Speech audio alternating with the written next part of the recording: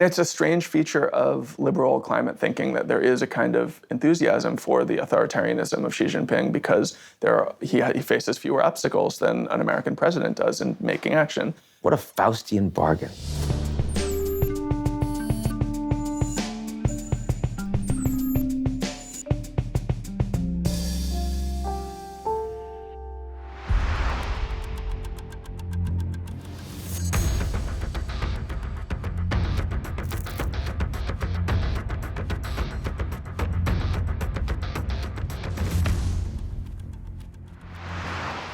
Bike to work.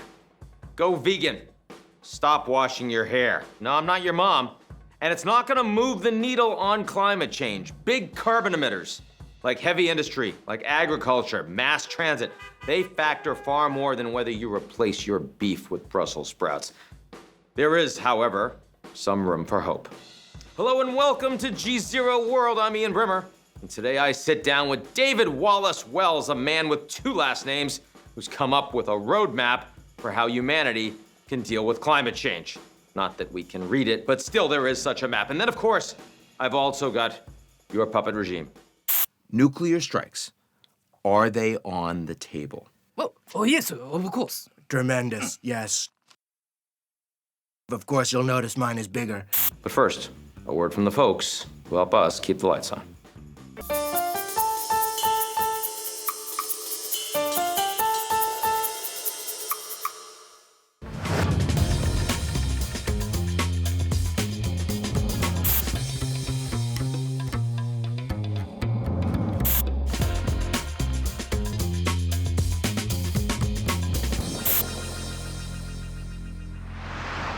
When it comes to climate change, it's a matter of degree. I mean that literally. Never let them see you sweat. Each time the planet heats, even half a degree, we feel it. You may not realize it, but if you've gone scuba diving, which I don't like, or visited California lately, which is perfectly nice, you've probably seen the effects. Extreme weather, acidifying oceans, species extinction, food shortages, and don't forget, human health. Poor air quality is linked to millions of premature deaths each year. And did I say species extinction? Droughts also exacerbate international conflicts. We've seen that in places like Sudan, Syria, and Yemen, all towards the end of the alphabet, but eventually that will expand. At its core, this is a problem of economics. Climate solutions call for big, upfront investments with no guarantees and require us to reconsider how we fuel our global economy. See what I did there? Fuel the global economy. Since 1965, no one has pumped out, did it again, more carbon dioxide than the United States. But that changed in 2005 with China when they became the world's largest emitter, now more than 2 times the carbon in the atmosphere of the United States. India's quickly catching up, gonna pass us by real fast too. Much of all that comes from heavy industry.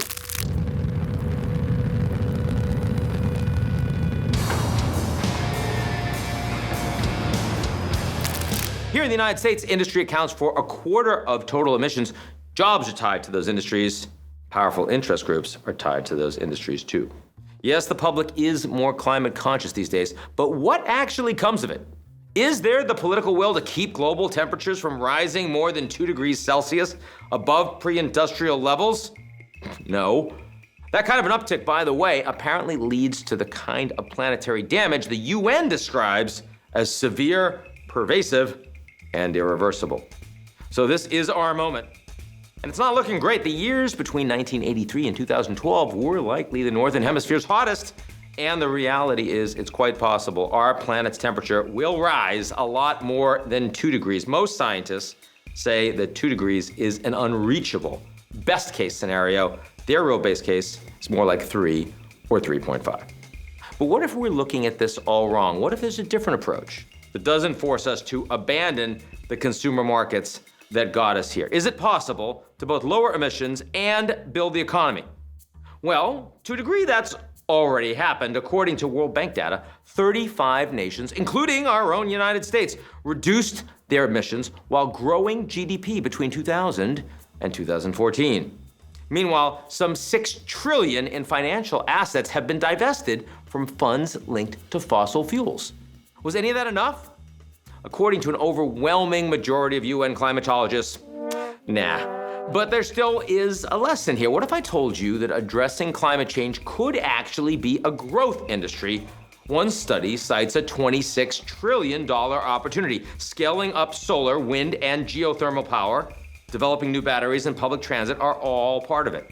There's also talk of carbon capture, a for now pricey technology whose name says it all, captures and stores carbon from heavy industries before they emit. Many scientists think without major investments in carbon capture, we don't stand a chance at avoiding that 2 or 3 degree danger zone. What about new incentives for big businesses? And I don't just mean taxes and credits. If a lack of trees drives up lumber costs for Home Depot, or if Coca-Cola faces water shortages, well, there's your climate-based incentive right there. All that sounds hopeful, right? Sorta. I mean, without governments getting serious at a policy level, all of that other stuff will not be enough. In fact, that's what the Paris Accord was all about. The US and China, together accounting for some 40% of global emissions, joined more than 170 countries in the fight against climate change. So how'd that go? I was elected to represent the citizens of Pittsburgh, not Paris. These days, the White House has shown few signs of getting serious on climate. And it's hard to tell big emitters like India and even bigger emitters like China, who are just stepping into the kind of fossil-fueled middle income that Americans and our allies have enjoyed for generations, that now they have to cut back. It's getting hot in here.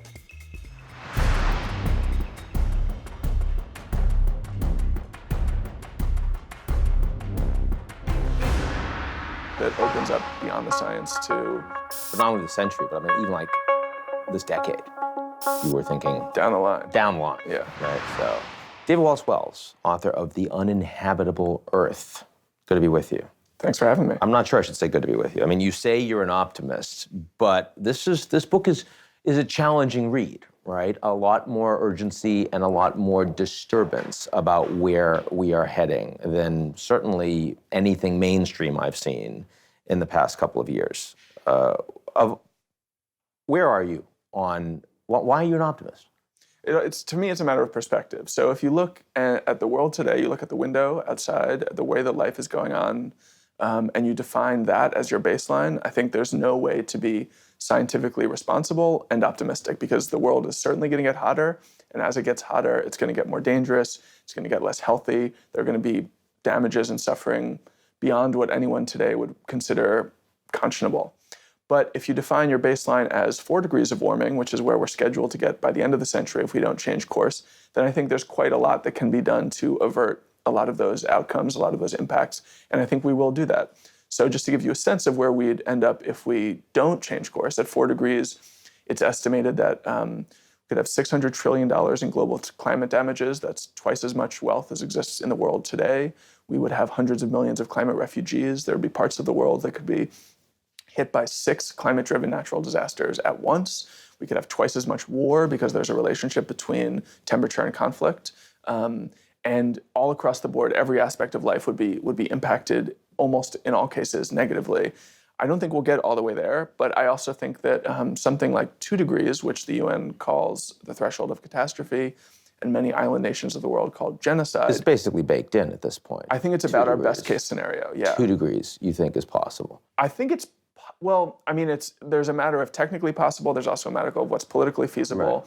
Right. I think if there was a global dictator who could command the world's economies and turn them on a dime, but given the politics that we do have and the economies that we do have, I think that 2 degrees is just about our best case scenario right now. Now, when we talk about why we're here right now, how we've gotten to this point where the damage that's going to be done to the planet in the most optimistic scenario is considerably worse than what any normal citizen would think is okay.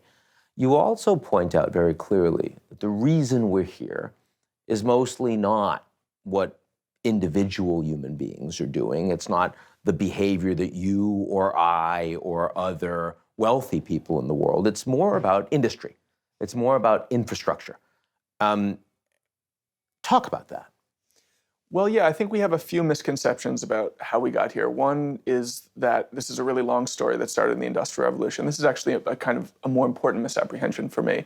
half of all of the emissions that we've put into the atmosphere from the burning of fossil fuels have come in the last 30 years. That's since Al Gore published his first book on warming. It's since the UN established its IPCC. And that means that collectively we've done more damage to the climate knowingly than we ever managed in ignorance. It also means that it is you and I, in a collective sense, the world as it has existed over the last 30 years that has brought us from a stable climate to the brink of catastrophe. But it's absolutely true that the contributions of individuals are totally trivial. Some individuals make an outsized impact. Air travel is an especially problematic feature. One round-trip ticket in the US is the equivalent of about 8 months of driving. And yet, that's not what is driving. I say this because so many people that talk about climate change they want people to focus on. If individuals, if we could just reduce our carbon footprint, that's going to be what makes the difference. And that's clearly, from your book, not what's going to make the difference. The crisis is just way too big to solve with individual choice and action. It's all-encompassing, overwhelming. But it's mostly industry, right? Well, I would say just generally policy, which governs industry, agriculture, it governs transportation, it governs diet. There's basically no aspect of modern life that is untouched by climate change. And because the scale is so big, I think it can really only be addressed through policy and politics. But industry is, I think, about 30 or 40% of the global carbon footprint. Energy is another 30%. Agriculture is also about 30, 40%. It's not one sector for me. It's that the message that we've been given that we can make a difference by eating less meat or traveling less as individuals, to me, that's a total red herring. Because the contribution of any individual, even any mass of individuals, is trivial compared to what policy can achieve. So for instance, we've heard a lot recently about beef, the carbon problem with beef. And it's true. Cattle produce a lot of methane through burps, mostly burps, some farts, but they produce a lot of methane. Methane's a really powerful greenhouse gas. And if I were a better environmentalist, I would probably eat a couple less hamburgers every year. But there are also small-scale studies that show that you could reduce the methane output of cows by as much as 95 or 99% by just feeding them a little bit of seaweed. So if there was a policy put into place that made all cattle farmers fold in, say, 5% of their beef diet would be seaweed, we could eliminate the carbon footprint of beef entirely. And that is, to me, a much straighter, more profound, more dramatic impact than trying to rally the world's liberals around a vegan diet, especially because trying to rally a lot of people around veganism is going to turn a lot of people off. And because the story is so big, because the threat is so big, I think we need as many people as possible on board, as many people as possible focused on climate change. And if we tell them they need to meet an extremely demanding scenario to even count as climate responsible, I think a lot of people are going to turn away from that. Well, again, it has less to do with whether you turn people off as just the science, right? I mean, if no matter what individuals do, that's not moving the needle. I would say even more than science, it's math. Another big part of the story that I think many Americans misunderstand is that the US is only 15% of global emissions. And on a per capita basis, we play a bigger role. And historically, we played a bigger role. But today, China is already about twice as big as the US. And that doesn't even count all of the infrastructure they're building in Africa and Asia as part of the Belt and Road Initiative. If concrete were a country, it would be the world's third biggest emitter. And China is today pouring as much concrete every 3 years as the US poured in the entire 20th century.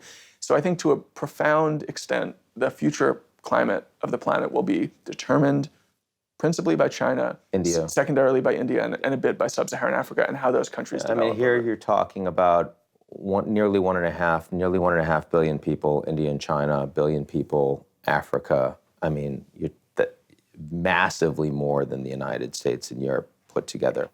And they're developing. They're going to want to develop.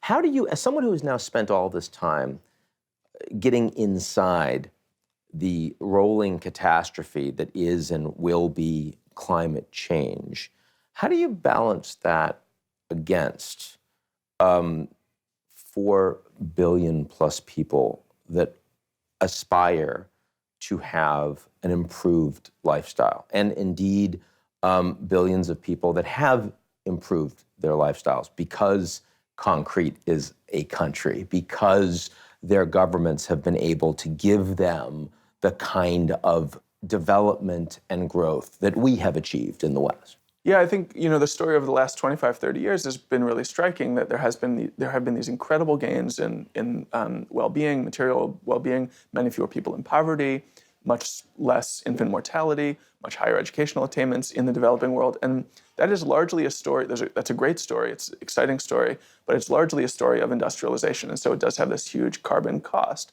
Going forward, I think the terms of that trade-off will be a bit different. Already in much of the world, green energy is cheaper than dirty energy. I think in short order, it will be the case everywhere in the world. And that means someone who's living in global poverty in India might have a responsible path of development that is just as enriching and provides just as much prosperity and just as short a trip to global middle classness as 10 years ago, you would have had to take a fossil fuel driven path to. And the overwhelming majority of electricity today in China is coming from coal. Yeah. And they've invested in India, right? They've invested in that infrastructure. I mean, the cost that would be borne on a much less wealthy government and less wealthy people to make that change is hard to conceive of in today's environment. Yeah, right? although both of those countries have made massive investments in renewables as yes, well. But as you say in your book, it hasn't actually changed the percentage of the renewables that are being used in those countries. It's just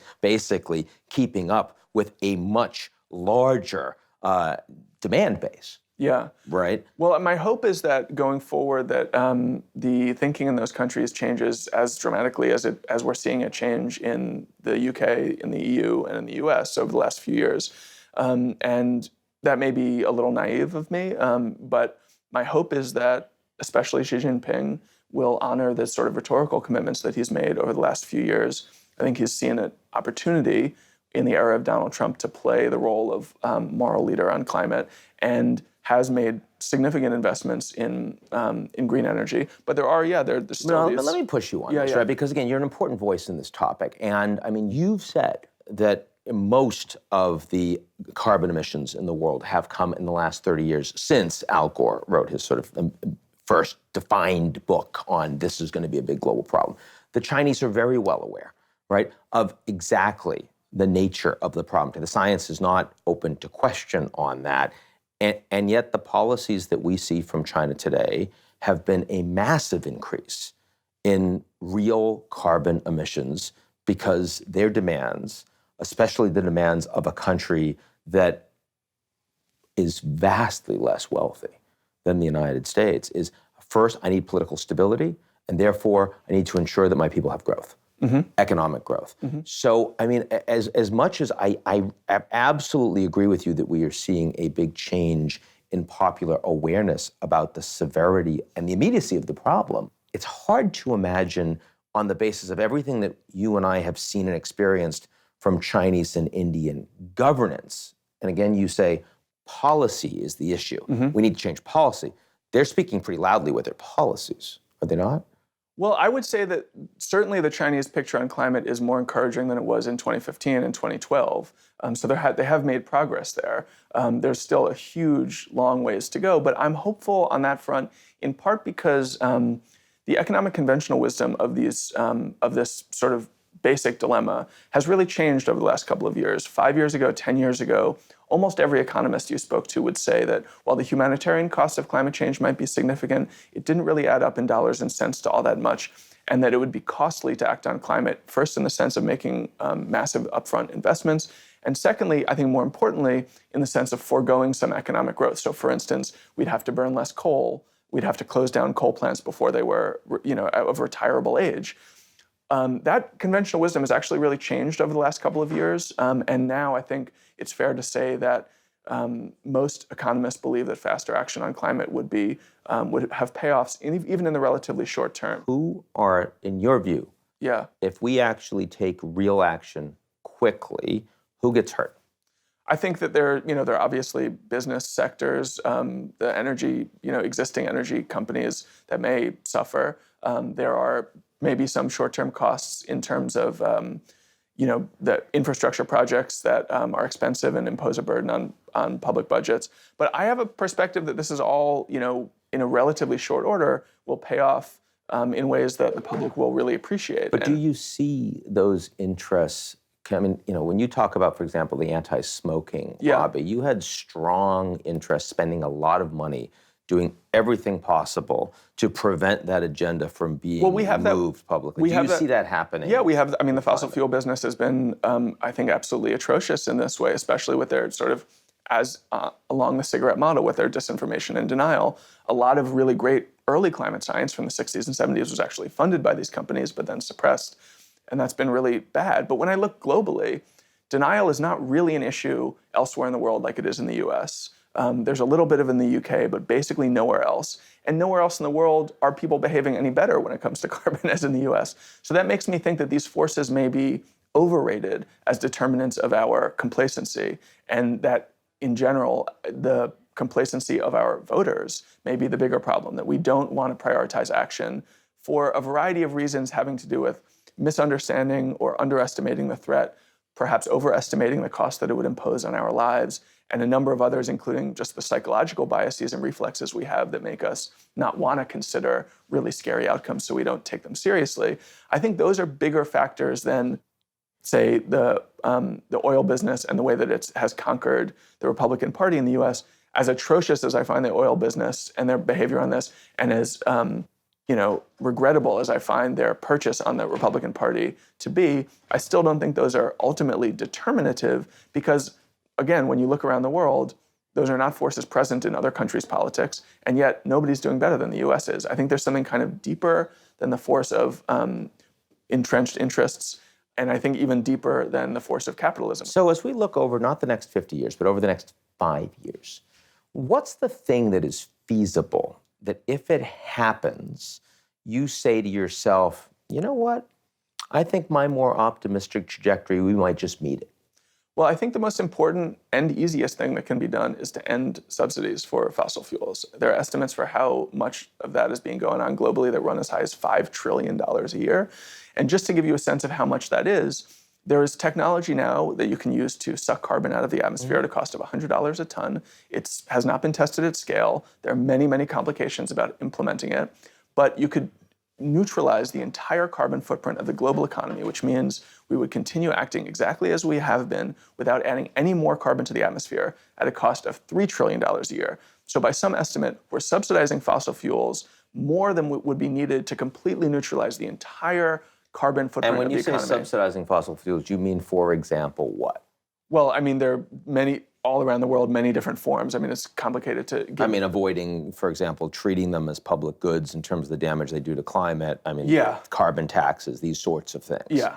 But I think you can also spend that money on, research and development. There's, I think, a lot of reasonable thinking that, in fact, this is the most effective path that American policy could take, because anything that is developed in the U.S. can be used elsewhere around the world.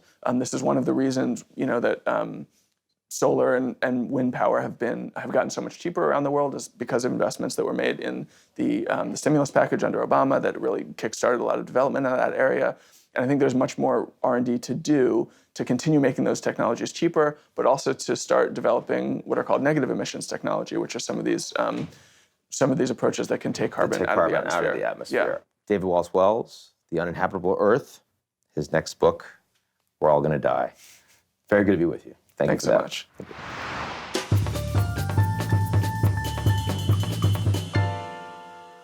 And now for something completely different, I've got your puppet regime. As the world stands on the brink of nuclear catastrophe, we have managed, against extraordinary odds, to bring President Donald Trump and Supreme Leader Kim Jong-un to the table. Gentlemen, welcome. Please, have a seat. I will sit when he sits. Well, maybe this wacko over here needs a fatter chair. Maybe the dotard needs instructions. I don't read instructions. Okay, let's cut to the chase, shall we? Nuclear strikes. Are they on the table? Well, oh yes, of course. Tremendous, yes. Of course, you'll notice mine is bigger. Oh, I didn't mean literally on the... Promise I won't say anything to derail talks with this short, fat, crazy little... Short, fat, and crazy? I'm short, fat, and crazy like a fox. I love Fox. Okay? And friends, okay? But you know what? You have no friends, and so... Dennis Rodman is my friend. China is my friend. Putin is my friend? Oh, so you think he's your friend too now? He is my friend! Your hair is not good. credible. Okay. My crowds are bigger than your yours. crowds. You You only got where you are because of your father.